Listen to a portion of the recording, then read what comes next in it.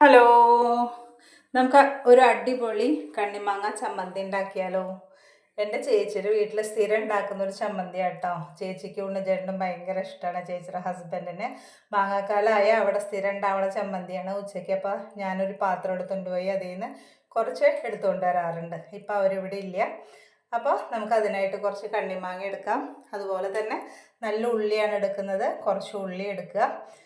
പിന്നെ നമ്മൾക്ക് വേണ്ടത് ചതച്ച മുളകും ഉപ്പും കൂടി ചേർത്തിട്ട് നമ്മുടെ മിക്സിയുടെ ചെറിയ ജാറിലേക്ക് ഇട്ട് കൊടുത്തിട്ട് ഒന്ന് അരച്ചെടുക്കണം. അരയ്ക്കാന്ന് പറഞ്ഞാൽ 1-2 പൾസ് ചെയ്തെടുത്താൽ മതി. നന്നായി അരഞ്ഞു പോവരുത്. അരഞ്ഞു കഴിഞ്ഞാൽ അതിന് അത്ര ടേസ്റ്റ് ഉണ്ടാവില്ല. ചെറുതായിട്ടൊരു കറിവേപ്പിലയുടെ കുറച്ച് ഇലയും കൂടി ഇട്ട് കൊടുത്തിട്ടുണ്ട്. അതിനെ ഇങ്ങനെ അരച്ചെടുക്കുന്നുള്ളൂ കേട്ടോ.